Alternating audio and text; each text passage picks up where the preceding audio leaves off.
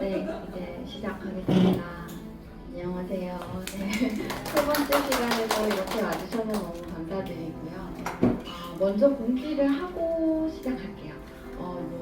제가 까먹을까봐 그런데 다음 시간에는 소크라테스 익스프레스이고 6명 그 철학자 알려드렸잖아요. 그 사람들에 대해서는 좀 읽어오시면은 그리는 데 도움이 됩니다. 너무 그 키워드 같은 거 좀 뽑아 오시면 더 도움이 될 것 같고요. 제가 어쨌든 뭔가를 하기 위해서 자료를 드리긴 할 거지만 선생님들의 마인드맵을 드리기 위해서 그 6명은 좀 이렇게 보고 와주시기를 바라겠습니다. 자, 오늘 소설이에요. 소설을 왜 마인드맵을 그릴까? 이런 생각 해보신 적이 있으실까요? 지식, 자기계발 이런 거는 보통 남기고 싶은데 소설을 왜 마인드맵을 남겨야 되지? 라는 생각을 하셨을 수도 있어요. 어쩌면 소설을 왜 읽어야 되는지에 대해서도 고민을 하시는 분이 있을 수도 있어요. 그런데 이제 제가 왜 마인드맵을 그리는지 그걸 통해서 어떤 더 이제 뭔가를 얻으려고 하는지 그거까지 한번 가져가 보셨으면 좋겠습니다. 네, 오늘 소년이 온다.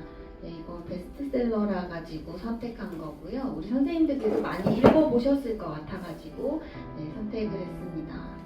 자, 당연히 읽을 때 무언가 키워드를 뽑았겠죠? 네, 그런 독서의 과정, 독서와 기록의 과정 먼저 보여드릴 거고요. 자, 중심 키워드를 쓰지 않고 마인드맵을 그릴 수가 있을까요? 우리 보통의 필기라고 하면은 그 필사를 할 수 있잖아요. 그죠?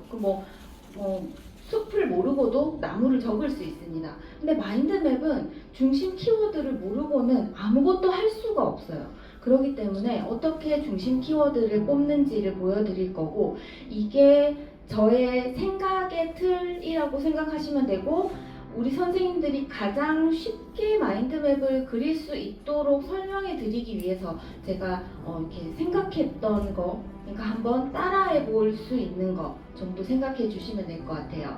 그 중에서도 지난 시간에 자기계발서의 목차에 해당하는 게 제가 저 혼자의 틀인 기본이라는 어떤 뭔가가 있겠죠. 네, 이게 있고 기본을 하다가 조금 성장해서 내지는 발전해서 좀 더 하고 싶어서 키워드를 적습니다. 여기 있는 키워드는 지난 시간하고 같아요.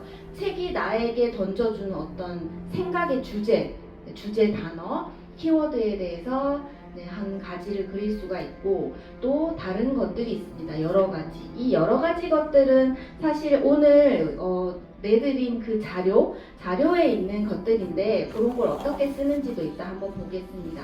그리고 이제 마인드맵 한번 그려볼 거고요. 당연히 소설을 읽고 저자와의 간접 경험을 하고 읽고 생각하고 바로 마인드맵을 그리는 게 아니겠죠. 네, 당연히 뭔가 기록하는 시간이 있습니다. 기록하는데 저 같은 경우는 책에다가 많이 적는데 우리 선생님들은 어떻게 하실까요? 예전에 저는 책을 엄청 깨끗하게 봤어요. 엄청 깨끗하게 보고 되팔기도 하고요. 그리고 예전에 어디 특강을 갔는데 그 도서관 사서 선생님은 책이 접히지 않게 보려고 이렇게 책을 이렇게 갖고 오신대요. 이거 이렇게 펴면은 접혀가지고 싫다고. 그래가지고 저는 그 정도는 아닌데 엄청 깨끗하게 봤어요. 그래서 여기 보면 이렇게 포스트잇 쓴 거, 이때가 책을 깨끗하게 볼 때였거든요. 근데 책 깨끗하게 안 보고 나서부터는 그냥 막 이렇게 봅니다. 뭔가 우리가 생각을 하는데 이 생각이 휙 지나가는 경우가 많잖아요. 그럴 때 바로 잡아가지고 이제 적어 놓는 거고요. 자, 한번 생각해 볼게요. 뭔가를 그냥 잡아서 여백에 적어 놓는 게 있고, 요렇게 뭔가 동그라미를 치고 여기서부터 생각을 이렇게 해본다면은 생각이 더 펼쳐지겠죠. 근데 이 펼쳐지는 거가 왜 필요해? 이렇게 생각할 수 있는데, 당시에 내가 이 소설을 당시에 내가 소설을 읽을 때 어떤 생각을 했는지를 적어 놓는 거고요. 다 읽고 나면은 사실 이게 별 큰 의미가 없는 생각이 확장이 있어요. 내가 이 책에서 가장 남기고 싶은 한 키워드가 될 수도 있거든요. 그래서 요거는 제가 제인 에어를 엄청 좋아했어요, 한때. 그래가지고 제인 에어를 읽으면서 여러 가지 생각을 했겠죠. 근데 그냥 뭐 여성의 삶 이렇게 해서 또 호랑이만 치고 갔다면 거기서 끝났을 거였는데, 이제 뭔가 지금과 지금의 현실과 이 빅토리아 시대의 어떤 여성의 현실에 대해서 막 이렇게 적고 생각해보는 시간을 가졌다. 뭐 이거는 내가 얼마나 이 책에 의미를 두느냐에 따라서 달라질 수 있겠죠? 자, 그리고 요거 위에 거는 달과 유펜스고, 네. 이거는 책 중간에다 그냥 이렇게 키워드를 적는 거고요. 이렇게 적고 났을 때 이거를 그냥 둬도 되지만, 저는 그 면지 쪽에다가 페이지를 적어 놓거나 그래서 이제 찾아볼 수 있게, 저는 면지를 엄청 좋아하거든요.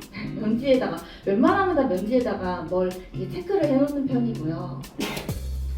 달과 유펜스라는 책을 읽었어요. 달과 유펜스를 읽으면은 이제 그 주인공이 고갱을 모티브해서 쓰여졌거든요.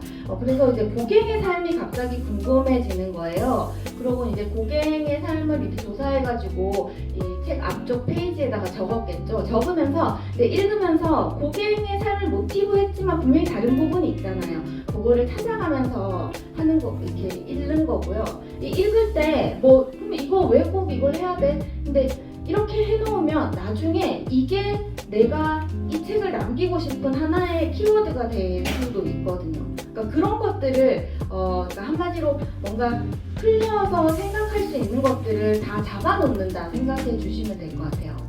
그리고 우리 선생님들 소설책 읽을 때 주인공 이름 잘 기억하시나요? 저는 거의 막 완전 한국 이름도 나오면은 이 사람이 누구였는지, 앞에 나왔었는지 안 나왔었는지 기억이 하나도 안 나요. 정말로. 그래가지고 저는 소설을 읽을 때 무조건 면지에다가 사람 이름이 나오면 사람 이름을 적고 시작합니다. 그래 그 사람의 간략한 뭐 직업이라던가 특징이 있잖아요. 그래 길게 쓰면 안 되고 간략하게 적으면서 읽어요. 읽으면서 또 그 사람 나오면은 앞에 와서 생각 안 나면 앞치락 뒤치락 하면서 이렇게 읽거든요. 그러면 아니 이거 책이 500페이지 되면 그 500페이지를 그렇게 읽냐. 보통은 그렇게 읽기 시작해도 한 100페이지쯤 가면, 길어도 100페이지쯤 가면 이제 내가 그 소설에 묻어나면서 그걸 더 이상 안 봐도 되는 시기가 오거든요. 네, 그때까지 인물을 적습니다. 근데 그 중에서도 외국인, 러시아 소설 읽어보셨어요? 러시아 소설 읽으면 이름이 거의 대략 난감하잖아요. 뿐만 아니고 그 소설 이름이 애칭들이 있어가지고 이 사람, 그러니까 한 사람을 부르는 이름이 너무 여러 개기도 하고 그런 경우에 다 면지를 활용하고 있고, 이 소설은 영혼의 집이라는 소설 2권짜리 소설을 읽었는데 여기 보시면은 에스테반 가르시아 아빠랑 아들이 이름이 똑같아요. 뭐 이런 소설도 있거든요. 그리고 소설에 따라서 가계도가 되게 중요한 소설이 있어요. 안 그런 소설도 있고. 근데 가계도가 중요한 소설은 그 가계도 모르면은 되게 줄거리 파악하기가 힘들거든요. 그럴 경우에 이렇게 그려가면서, 이거 한 방에 그린 거 아니고 얘들 둘이 결혼했네, 여기 긋고 뭐 이런 식으로 해가지고 이제 그리기 시작합니다. 이걸 옆으로, 이게 이제 책으로 치면 책을 옆으로 놓인 채로 한 건데, 그렇게 했던 이유는 딴 게 아니고 이름이 길어가지고, 왠지 길 것 같아가지고 그렇게 했던 거예요. 요건 폭풍의 언덕을 읽을 때 제가 한참 책을 깨끗하게 보고 팔고 싶었을 때 이렇게 읽고 했는데, 여기 보시면 이거는 그냥 메모지거든요. 옆에 있는 아무종이에 적은 것도 내 책에다가 붙여 놓습니다. 내가 그때 했던 생각을 다 모아 놓는다.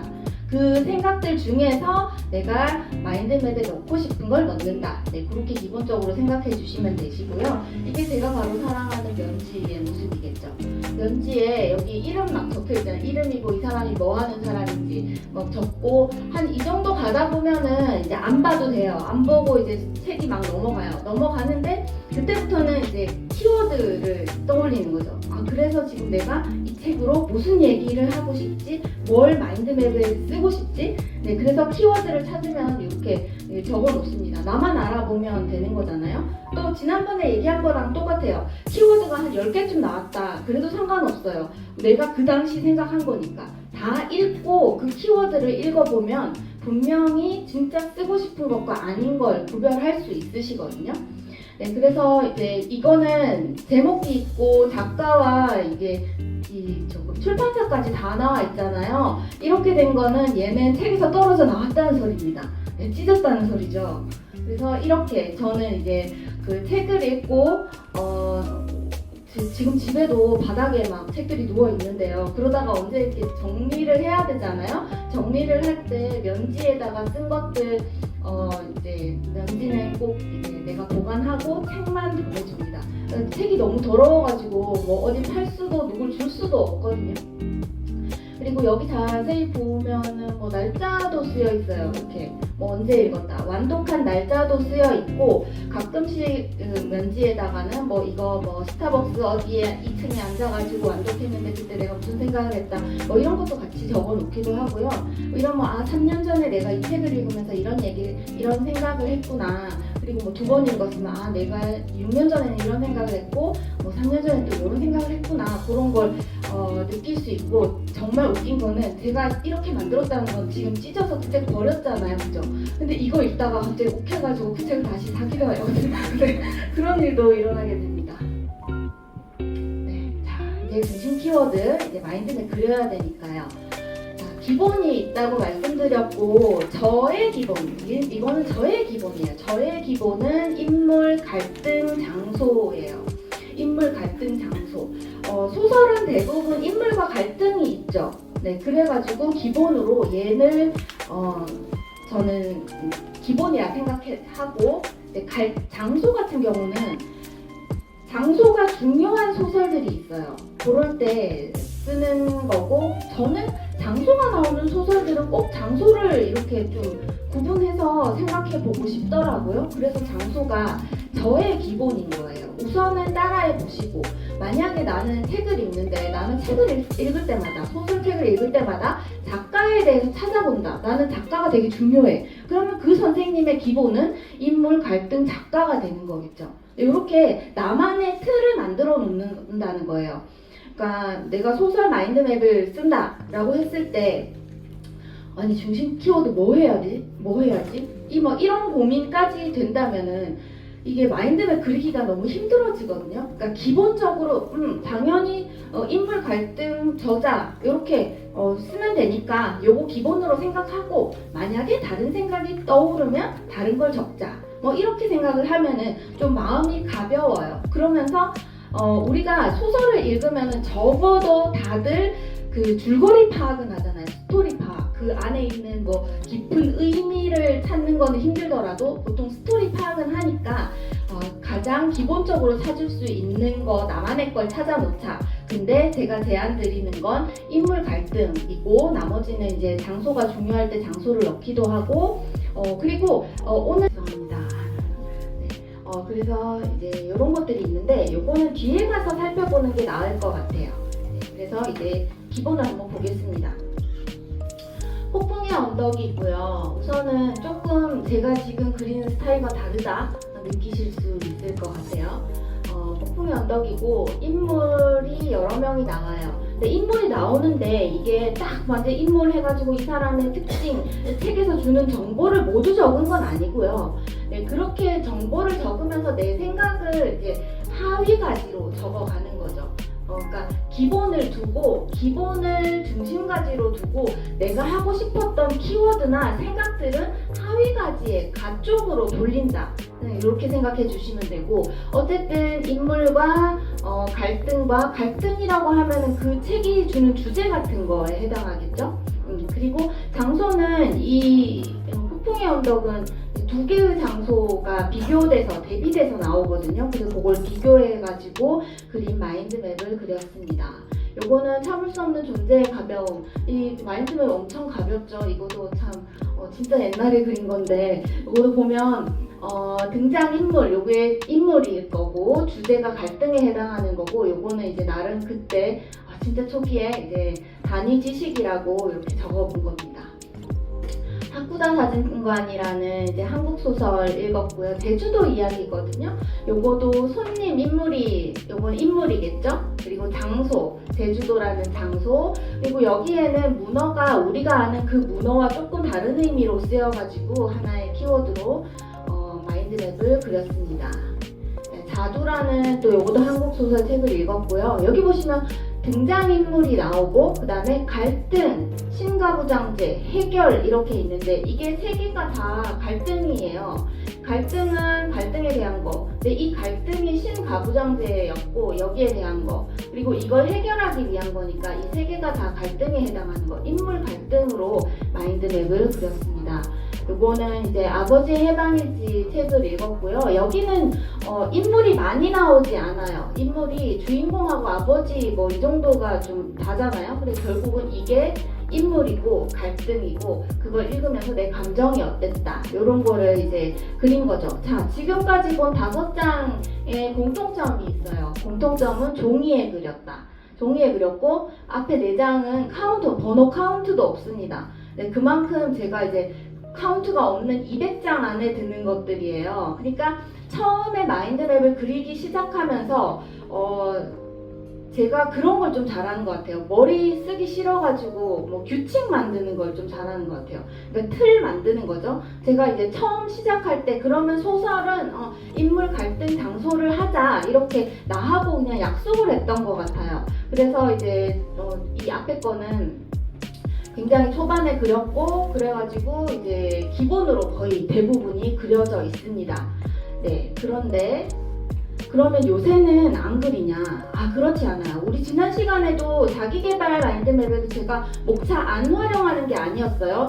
그게 필요한 게 있고 그게 아닌 것들이 또 있었잖아요. 그죠? 만약에 내가 진짜 의미를 준다면 목차도 그리고 목차 아닌 것도 그리고 그렇게 해도 된다고 했잖아요. 근데 요거 같은 경우는 이제 제가 어떤 느낌으로 이 인물과 갈등을 그렸냐면은 이 고전소설이잖아요. 고전소설이라 가지고 모임에서 읽었는데 남들은 다 좋은데 나는 잘 모르겠는 거예요.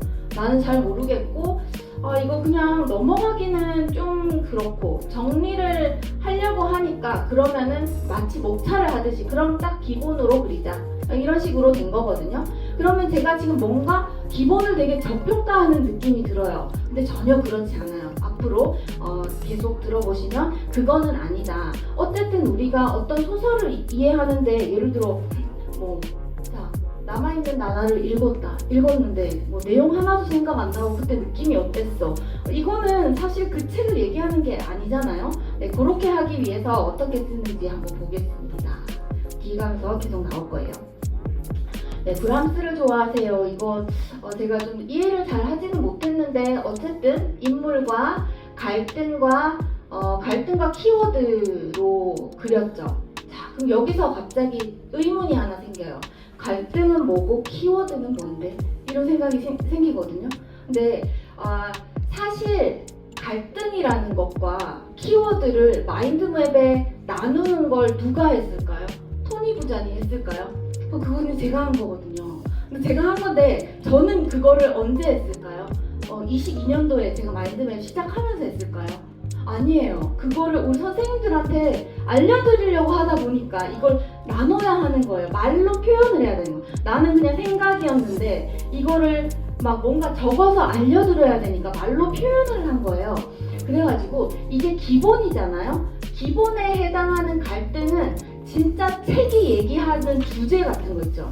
책이 얘기하는 주제를 내가 생각한 거를 갈등이라 생각하면 되고 이 뒤에 나올 건데 그럼 뒤에 먼저 이거 하고 갈게요. 자, 그러면 이거는 샬롯의 거미줄이라는 청소년 소설 책을 읽었을 때요. 여기도 기본인 등장인물이 나와요. 그리고 이 책이 원래 얘기하고자 하는 갈등 주제는 우정이에요. 그런데 나는 이 책을 보면서 가치 있는 삶과 동물 복지에 대해서 생각을 했다는 거예요. 이 책이 이걸 나한테 주고 싶었는지는 잘 모르겠어요. 근데 어쨌든 내가 이 키워드에 꽂혀가지고 생각을 하고 확장을 하고 찾아봤다는 거. 그러니까 그걸 키워드라고 생각해 주시면 좋을 것 같아요. 헷갈릴 것 같아가지고. 그럼 이걸로 봤을 때는 여기서는 이제 어쨌든 이게 진짜 실제로 브람스와 클라라 남편 누구죠? 클라라 남편 누구지? 진짜 그 음악가 세 사람의 그거를 삼각관계를 그린 거잖아요. 슈만과 클라라가 부부인데 브람스가 왜 선생님처럼 다가와가지고 이 클라라가 14살인가 연상인데 사랑하게 되는 그걸 보고 그걸 모티브로 만든 브람스를 좋아하세요 라는 소설인 거거든요. 근데 요거를 읽으면서 이제 사랑이라는 주제, 그 주제가 나한테 주는 갈등을 여기다가 적고, 요걸 보다 보니까 내 안에 떠오르는 키워드는 욕망에 대해서 정리를 해본 그런 경우라고 생각하시면 돼요. 너무 어렵게 생각할 건 없고요. 그냥 키워드와 갈등의 그 경계선을 긋지 마시고, 때로는 책에 충실할 수도 있고 때로는 책에 충실하지 않고 내 생각에 충실할 수 있다. 그 정도만 생각해 주시면 좋을 것 같아요. 자, 요거는 이제 견딜 수 없는 사랑이라는 책을 읽었을 때입니다. 이걸 보면은 사실 제가 이 기본에 해당하는 인물과 갈등 그리고 사랑이라는 키워드를 적었는데요. 700장 넘게 그렸을 때 이렇게 적었잖아요. 만약에 이 책을 얘기할 때 제가 이걸 안 적었다면은 이 주인공이 조로주라는 거를 알 수 있을까요? 1년 뒤에? 이거 언제 읽었지? 한 1년 됐잖아요. 절대 생각 안 나요. 어떤 일이 있었는지 아마 생각 안 날 거예요. 마찬가지 이따가 소년이 온다도 제가 그런 아무것도 없는 생각밖에 없는 마인드맵을 한 개 그렸거든요.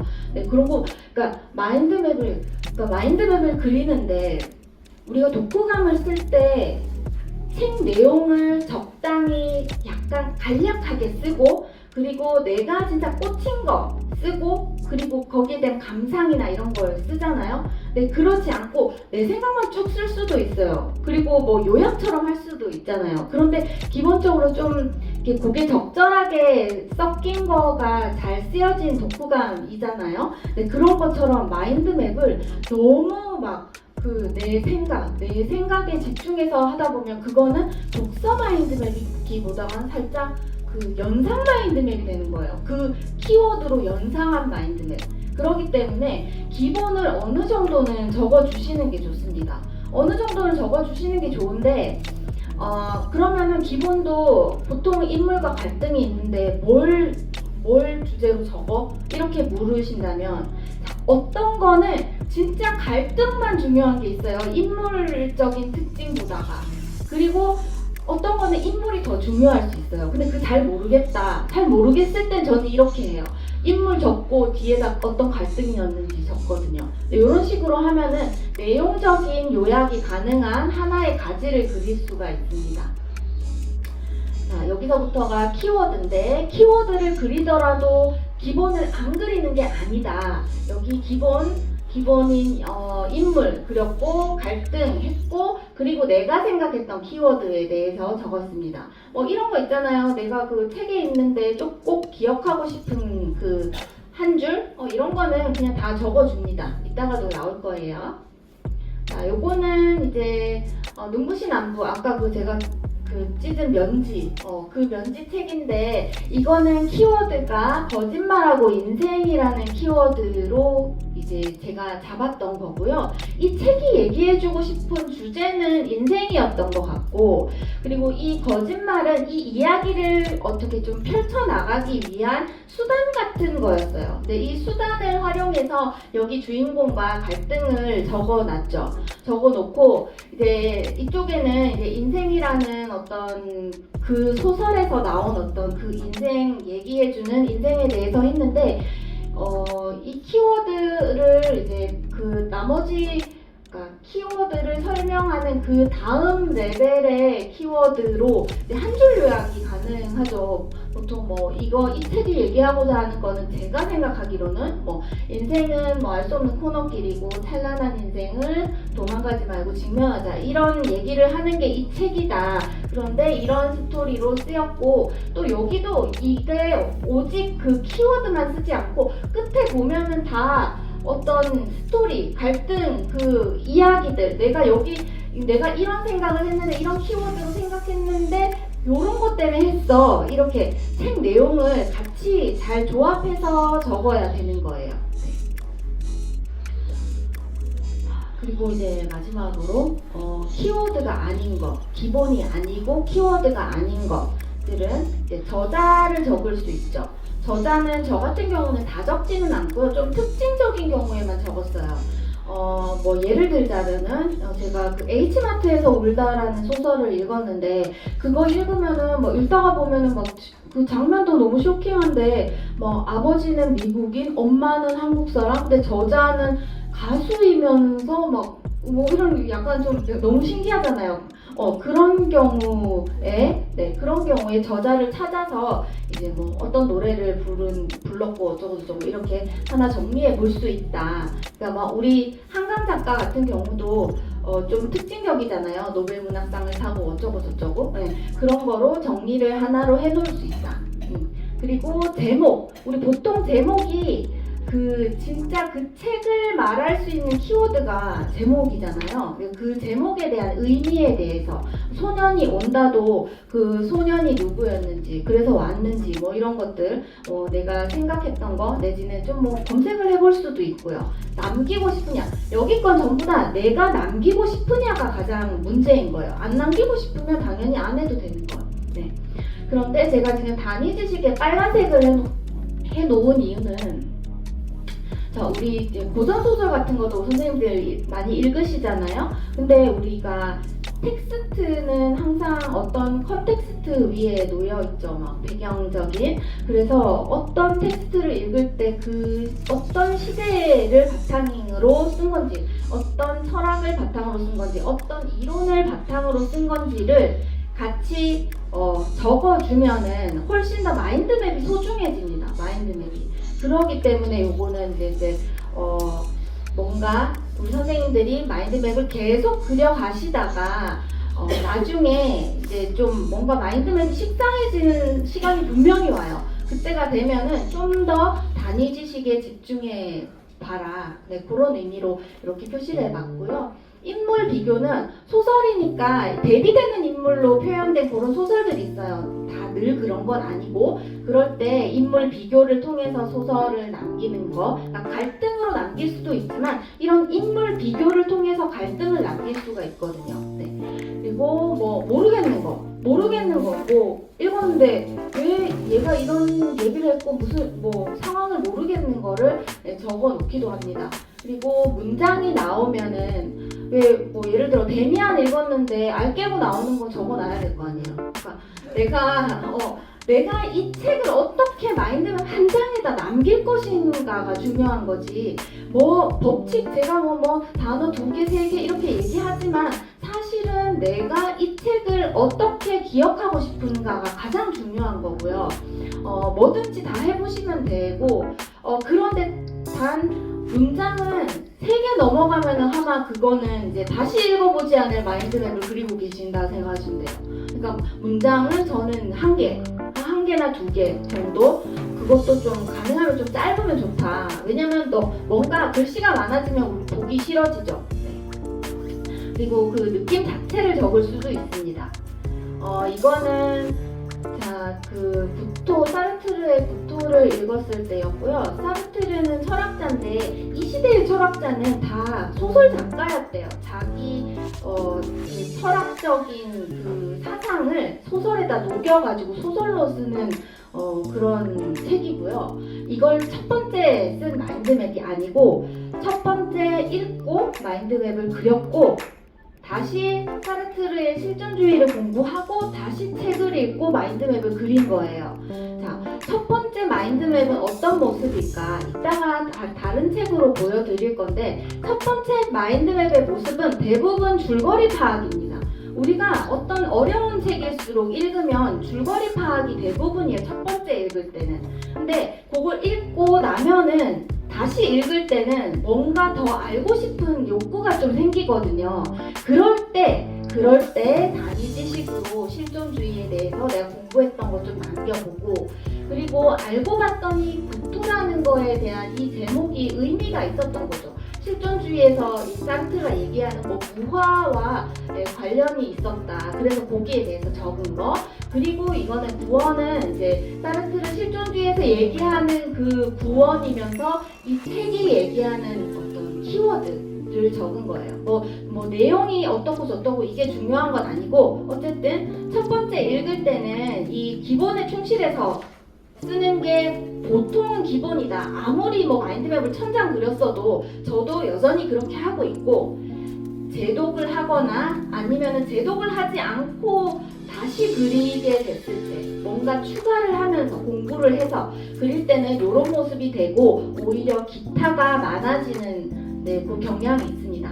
근데도 주의할 거는 이런 거, 제가 여기는 줄거리가 없어요. 줄거리가 없는 이유는 이미 줄거리로 마인드맵 한 장 그렸기 때문에 없는 거고요. 만약에 나는 한 장만 그릴 거다 싶으면은 줄거리도 한 가지 해놓는 게 정석인 것 같아요. 자, 요거는 니코스 카잔타키스의 그리스인 조르가를 읽었고요. 이게 실제로 니코스 카잔타키스가 만난 사람을 모티브로 한 소설이잖아요. 그렇기 때문에 읽다 보니까 이 작가가 궁금해진 거죠. 그래서 작가에 대한 키워드, 작가에 대한 가지 하나를 남기고, 그리고 그 그리스인 조르바 자체가 그 자유인에 대한 형상이잖아요. 그래서 그 내용, 키워드에 대해서 적습니다. 적으면서 이게 그냥 키워드, 그냥 내 생각만 쭉 적었다기보다는 여기에 이것도 애매한 그 키워드와 갈등 그 중간쯤 어디인 거죠. 그러니까 여기에 중간중간에 그 책의 내용도 적으면서 내 생각도 같이 적는다. 네, 그렇게 생각해 주시면 돼요. 이게 아까 그 가르시아 나오는 그 가게도의 책이고, 두 번은 이렇게 저는 두 번 겹쳐서 이렇게 1, 2권이 있다는 거 표시해 주고 있고요. 요거는 3대에 걸친 어떤 그 사회적인 실제 일로 인한 어떤 소설이거든요. 네, 우리로 치면 소년이 온다하고 비슷한 것 같아요. 네, 그런데 되게 재밌어요. 박진감 넘치거든요. 네, 그럴 때 1대, 1세대, 2세대, 3세대 이런 식으로 나눠가지고 인물이 좀 대비되는 형식으로 나와 있어서 인물 대비로 소설을 정리했습니다. 자, 이거는 패스트고요. 패스트인데 이거 제가 22년 12월에 읽었어요. 22년 12월이면은 아직 코로나가 안 끝났을 때였거든요. 그래서 제가 패스트가 궁금했던 거죠. 그래, 패스트가 지금 뭐 학명은 뭐고 어떤 경로로 감염이 되고 어떤 영향을 줬는지를 한 가지로 정리를 해봤고요. 이렇게 전 도시가 셧다운되는 이런 상황에 그 모두가 하향평준화된 삶을 살 때 살맛나는 인물이 나와요. 거기에 코타르가 나오거든요. 그래가지고 이 인물의 비교가 저는 그때 너무 좀 신기했던 기억이 있어서 이게 인물의 비교를 대비라고 써놓고 해보는 형식을 했습니다. 그리고 여기 보면 의문이라고 있는데 이건 진짜 뭔 말인지 몰랐다는 거예요. 뭔 말인지 몰랐는데 이거 왜 적냐? 우리가 뭐 어떤 책을 읽을 때 이거 왜 이러지? 라고 생각을 하지만 그 책에다가는 뭐 이렇게 모른다고 표시를 할 수는 있을 것 같아요. 근데 그거를 사실 뭐 적어 놓지 않으면 다시 그걸 읽을 때 잘 생각이 안 나잖아요. 그죠?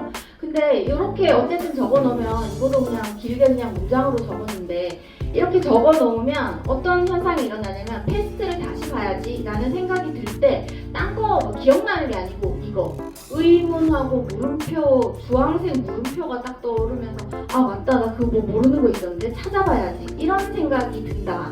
네, 그런 의미로 그냥 적는 거예요. 이거가 뭐 얘가 기억나라고 적는 건 아니고요.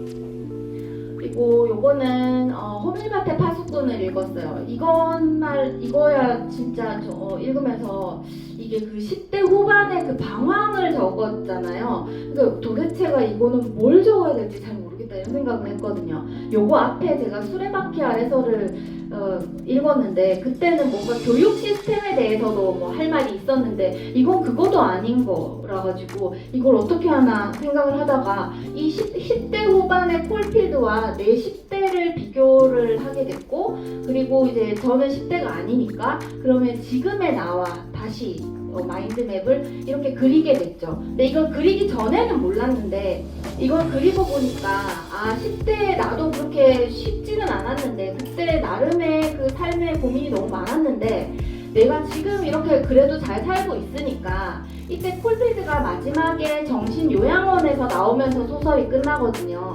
아 근데 콜필드도 결국은 성인이 되고 어른이 되고 나면은 이 문제가 해결이 되겠지라는 그냥 나름의 그냥 위안이라고 해야 되나? 소설이 왜 너무 심란하게 끝나면 마음이 힘들잖아요. 그러니까 뭔가 마침표 찍는 느낌이 있었어요. 네, 그런 걸 느낄 수 있었습니다.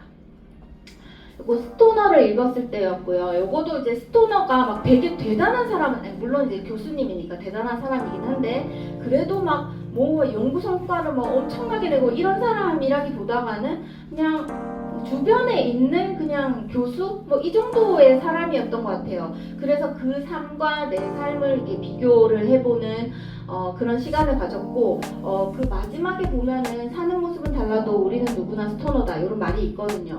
그래가지고 그거도 같이 적어놨습니다. 그리고 이거 같은 경우는 제가 읽고 그 맨 마지막 장면이 그 스토너가 죽을 때의 모습이 아니고 죽을 때의 그 느낌, 감성 이런 거를 막 묘사를 해놨거든요. 그래서 제가 그걸 보면서 아 진짜 죽을 때 이런 느낌일까? 이런 생각을 많이 했었거든요. 그래가지고 그런 것도 살짝 적어놓고 그러면 이걸 볼 때마다 그러니까 제가 책을 되게 많이 버려요.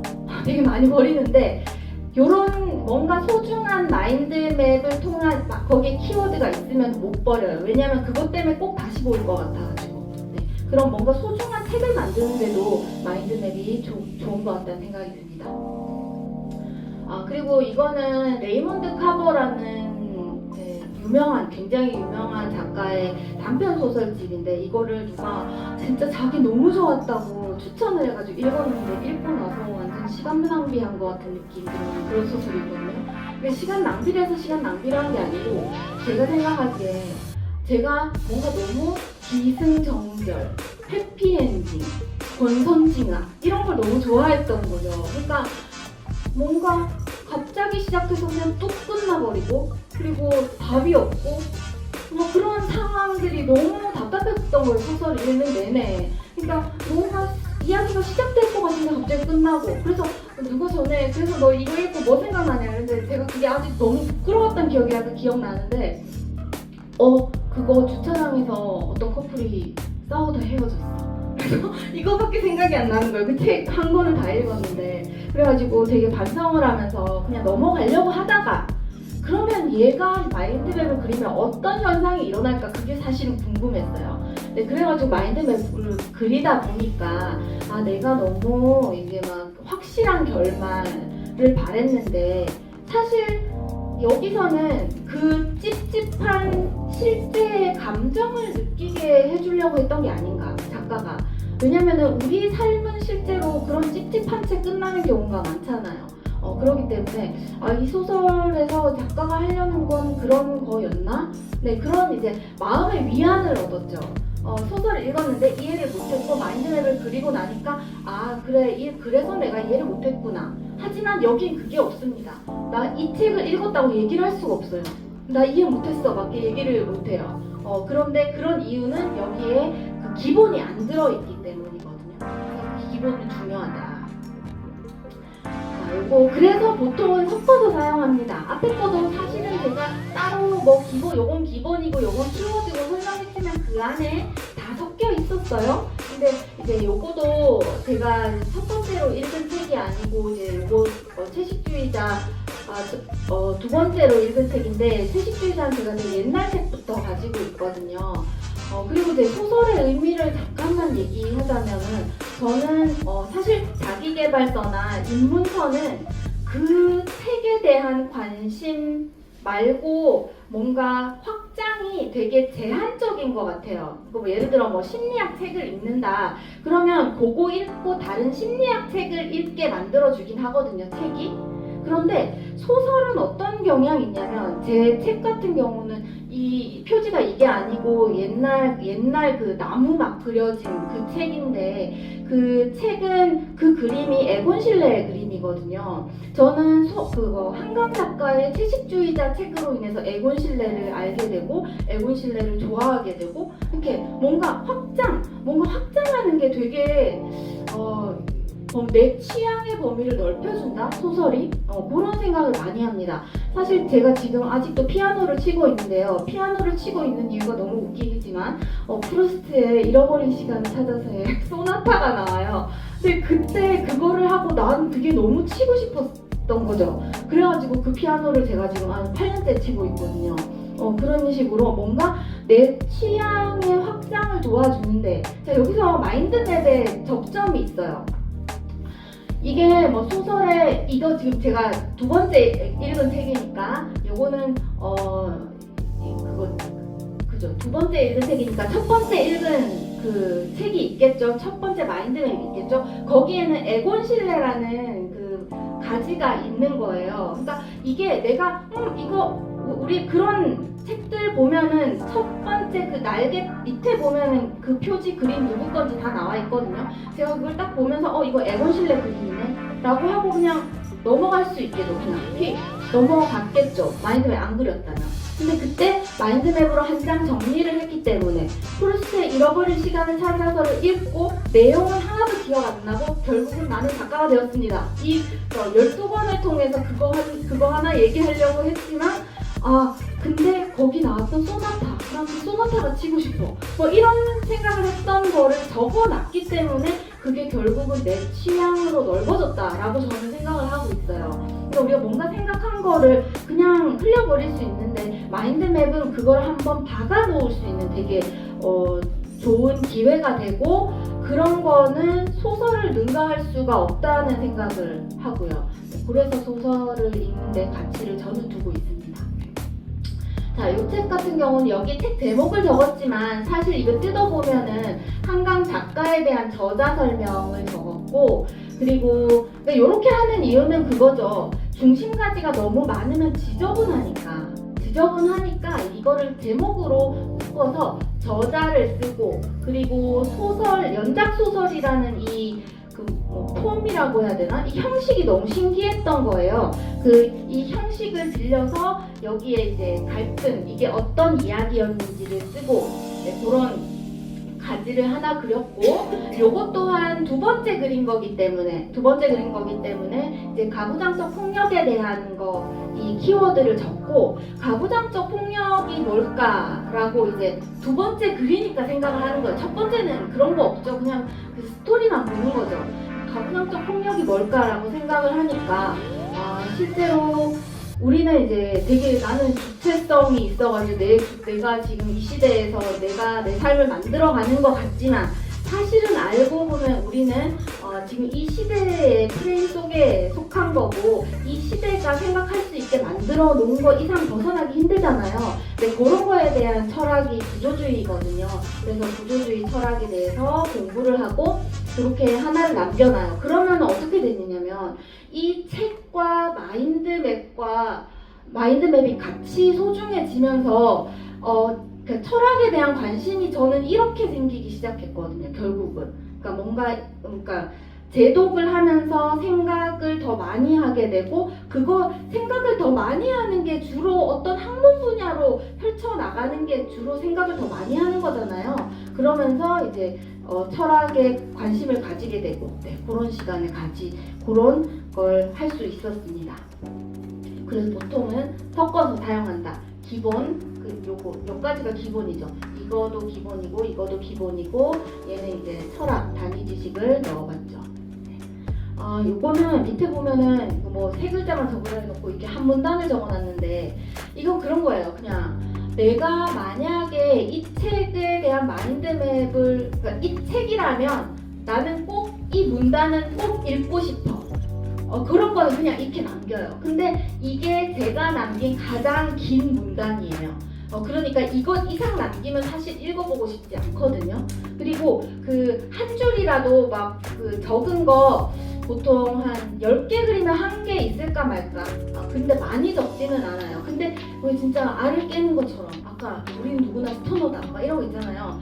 뭔가 나 그 책 읽었으면 그 얘기 해야 될 것 같은 거. 네, 그런 거만 적어 놓습니다. 아까와 달리 요거는 가슴 뛰는 소설이라는 이제 우리나라 작가의 9명이 사랑에 대한 소설을 쓴 거였고요.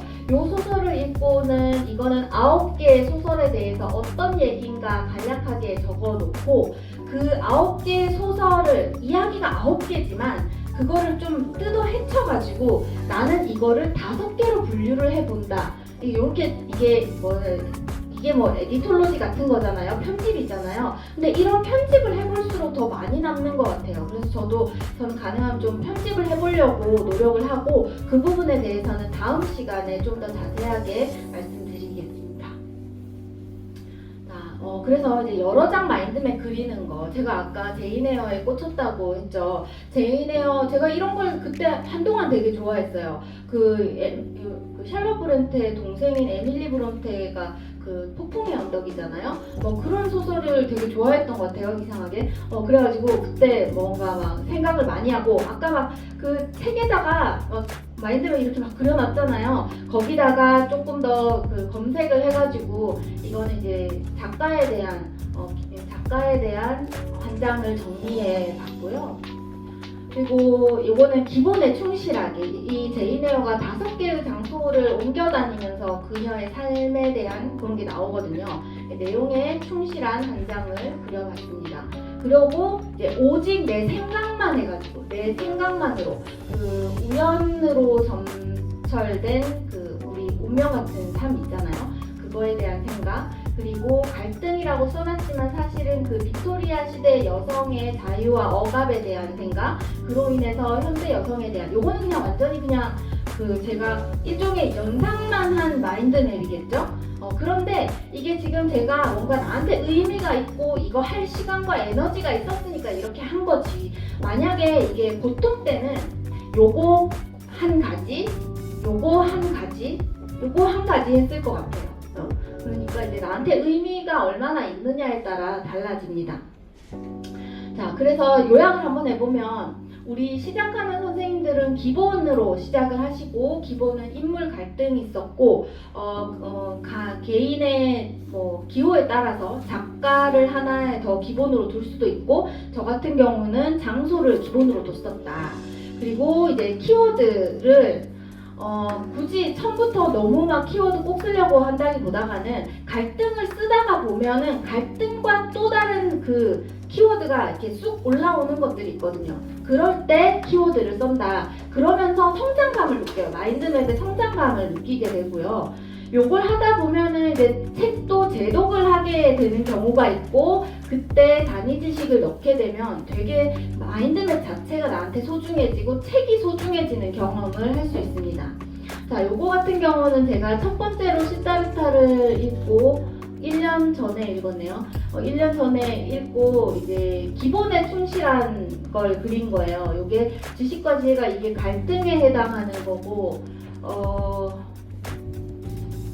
네. 이 윤회가 결국은 약간 그게 인물이 많이 나오기는 하는데, 대충 인물에 대한 거고, 기본, 그러니까 적어도 이게 정확하게 장소, 인물 갈등은 아니더라도 스토리에 충실한 마인드맵을 그렸죠. 그러고 나서 이번에 다시 이제, 모임에서 그리게 됐는데, 요거를 그리다 보니까, 첫 번째 읽을 때와 두 번째 읽을 때 분명히 나의 한계가 이미 난 알고 있어요. 나는 인도 철학을 잘 모른다. 그러면 이제 한번 공부를 해보고 싶은데 이런 생각이 들잖아요. 그래서 이제 인도 철학을 공부하고 그거에 따른 시타르타 얘기를 이제 비교해가지고 한 장을 그려보게 됐습니다. 그렇게 되면은 이 마인드맵이 소중해지고 뭔가 그 책도 소중해지고 그런 느낌이 있어요. 당연히 요거는 마인드맵은 이게 다고요. 자, 이게 바로 제가 그 주인공이 동원지도 알 수 없는 마인드맵입니다. 네, 이게 저기 소설을 읽었는데 이게 언제 읽었냐면 24년 이게 한창 그 한강 작가 붐이 있을 때 그때 읽었어요. 읽었는데 읽고 나니까 그 불편한 마음, 그 불편한 마음 있잖아요. 뭐 해결되지 않고 너무 미안하기도 하면서 여태까지 나는 이렇게 잘 모르고 있었나 막 이런 자괴감, 막 이런 이상한 불편한 마음 때문에 아무것도 할 수가 없었어요. 다른 책도 읽을 수가 없었거든요. 그래가지고 마인드맵 안 그리고 그냥 넘어가고 싶었는데 이게 마음의 정리가 안 돼서 그린 마인드맵이다 보니까 스토리가 하나도 없어요. 마음을 정리하려고 그리다 보니까 그냥 그 인간이 존엄하다고 하는데 왜 그 책에도 나오잖아요. 유전자에 뭐 새겨진 잔인함인가? 네, 그런 것처럼 왜 이렇게 잔인한지에 대해서 한번 적어보고 그러면 혹시 앞으로 내가 할 수 있는 거 내지는 지금 우리 사람들이 할 수 있는 어떤 해야 할 일이 있는가에 대해서 정리를 하는 거죠. 근데 이런 걸 하고 나면은 마음이 좀 편하네요. 어쨌든 그거는 과거고 내가 생각을 정리하고 무언가 발전적인 마무리를 지었다는 그 생각 때문에 마음이 조금 가벼워지거든요. 하지만 이거는 내 주인공이 동원지도 알 수 없는 마인드맵을 그린 거죠. 그래서 이번에 읽고 다시 그렸습니다. 이번 뭐 피해자와 생존자라고 적어 놓기는 했지만 이거는 이제 뭐라 해야 되지? 그 소설 자체가 인물이 각각 다른 사람이 이야기하고 있잖아요. 그래서 요거도 스토리를 적기 위한 그냥 도구 정도로 생각해 주시면 되고 이 뒤에 인물이 있고 여기에 갈등을 적어줍니다.